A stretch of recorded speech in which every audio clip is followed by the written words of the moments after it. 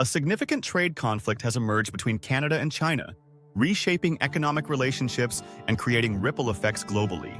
The situation escalated sharply when Canada announced dramatic tariffs targeting Chinese imports, most notably imposing a 100% tariff on electric vehicles, EVs, manufactured in China, and a 25% tariff on steel and aluminum products.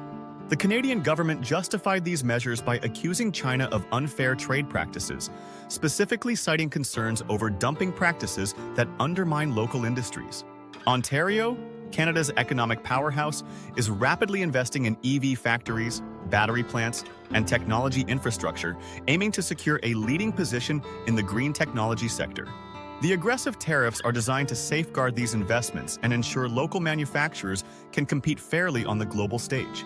China swiftly responded to Canada's bold move, imposing retaliatory tariffs of 15% to 20% on key Canadian agricultural imports, including chicken, wheat, corn, cotton, canola, meat products, and seafood. This retaliation could significantly impact Canada's agriculture industry, as China represents one of Canada's largest export markets for food and agricultural products. Canadian farmers, who depend heavily on the Chinese market, are already voicing serious concerns about potential losses and long-term damage to their businesses. The conflict reflects broader geopolitical tensions. China's rapid dominance in electric vehicle manufacturing and battery technology has alarmed not just Canada but many Western nations. China's competitive advantage, driven by cost-effective production and strong government subsidies, allows its companies to flood international markets with affordable EVs. Canada argues this aggressive strategy disrupts fair competition and harms domestic industries attempting to grow and innovate independently. Meanwhile, China views Canada's tariffs as unjustified and protectionist, violating international trade norms. The Chinese government argues that Canada's measures unfairly punish Chinese businesses, particularly companies like Tesla, BYD, and NIO, which had plans for significant expansions into the Canadian market.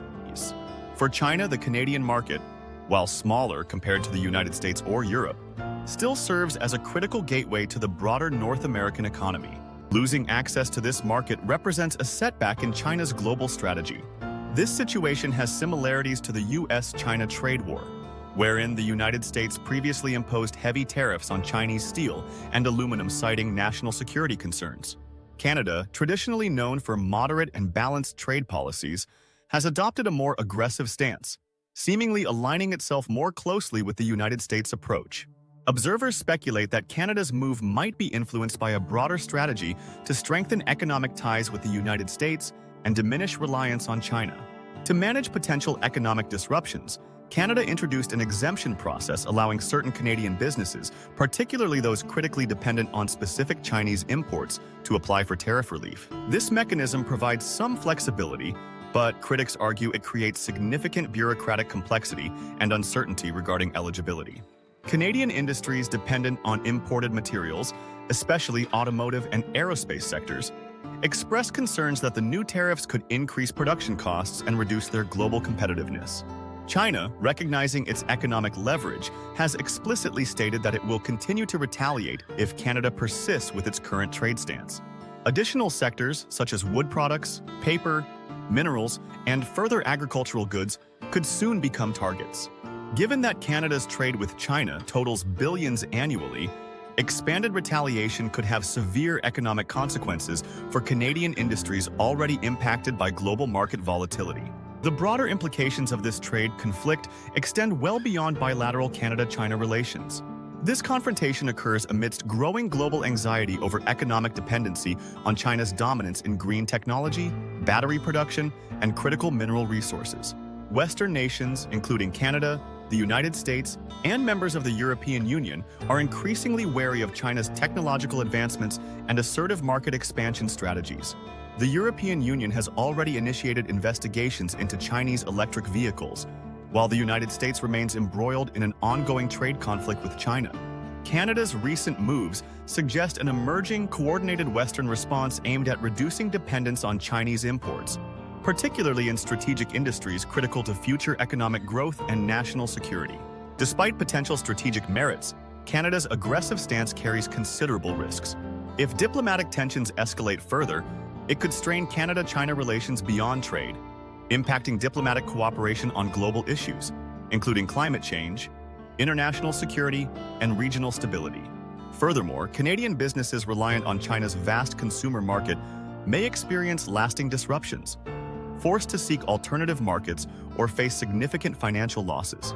In agriculture alone, Canada exported approximately $7 billion worth of goods to China last year, making China a crucial economic partner. With tariffs now threatening this relationship, Canadian farmers face difficult decisions. While Canada aims to diversify export markets, shifting exports quickly to Japan, South Korea, or Middle Eastern countries is challenging and may not fully offset losses from reduced Chinese demand.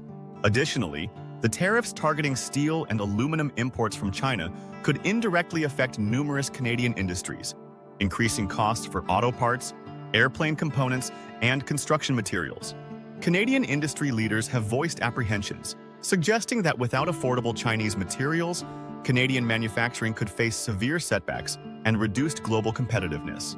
Ultimately, this conflict represents a critical turning point in global trade dynamics, reflecting a growing trend of economic nationalism and protectionism.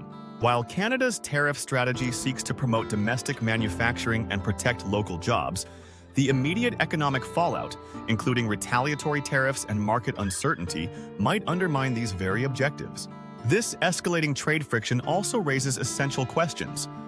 Is Canada's tariff strategy sustainable in the long term? Will China intensify its retaliatory measures, potentially sparking a broader trade war involving multiple economic powers? Could this economic confrontation reshape global trade policies, particularly around critical technologies and strategic resources? As tensions continue to rise, stakeholders worldwide are closely monitoring developments, aware that the outcome could significantly alter global trade relationships, economic stability, and geopolitical alignments. The world watches closely as Canada and China navigate this complex and increasingly challenging economic landscape, with profound implications for international markets and economic policy.